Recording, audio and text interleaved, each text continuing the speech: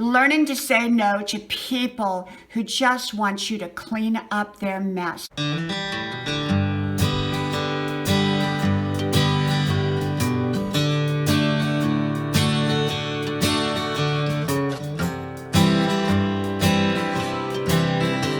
Learn to say no to people who want to just mess up your beautiful life.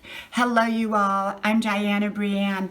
Well, I think most of us have met people along the way who just messed up their lives. They just created a big mess in their life. And they either want us to clean it up or they want to attach themselves in some way to our life to mess our beautiful life up.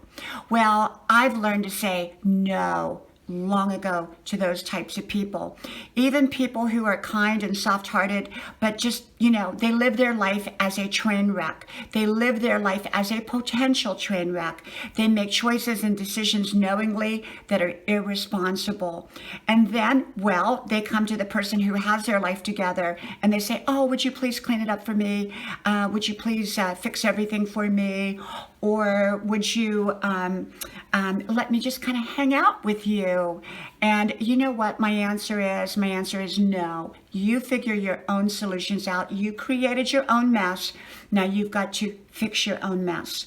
Now, I'm not talking about people who have problems at no fault of their own and something happened and we lend a helping hand or a kind word or something like that. I'm not talking about that kind of situation. I'm talking about people who live their lives irresponsibly, making one irresponsible decision after the other.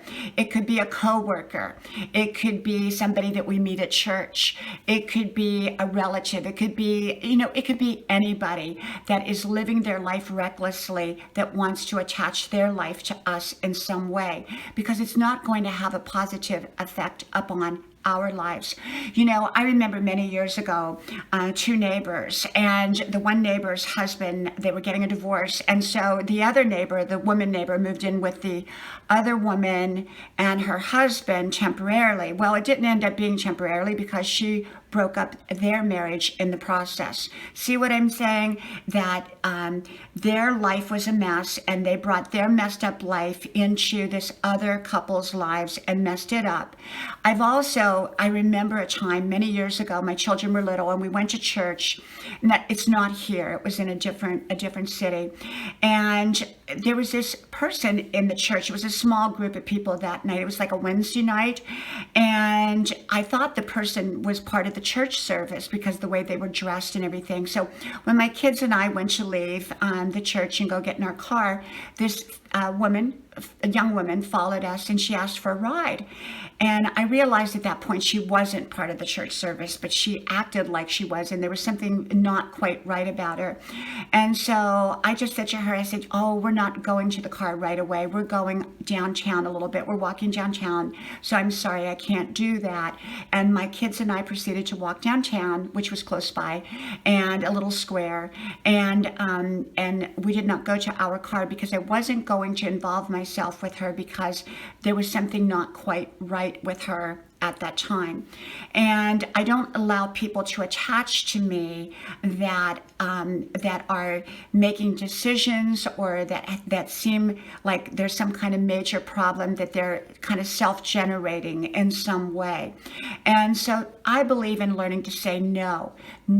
Sometimes we want to be so good intended and we want to be so kind and we want to give our time and patience and listening ear to people who are just creating one problem after the other. Some people do create their own problems and some people don't. So we have to know the difference, and we have to be, for me, I'm very, very careful who I even let into my circle where I listen to what they have to say, because I don't listen to just everybody. I listen to specific people, because even other people's thought patterns can mess us up. And so, there are a lot of people that are living reckless lives out there, making reckless decisions, and then they want someone else to clean it up. And I'm not that person. I don't live my life like that. And so I believe that we're all responsible for our own lives and our own choices and our own decisions. And I believe that when someone is making purposefully reckless decisions, that's their job to clean it up. And I don't let them attach to me, and I don't clean it up for them. I let them clean it up themselves. From my house to yours, may God bless you, and I hope to talk to you soon again.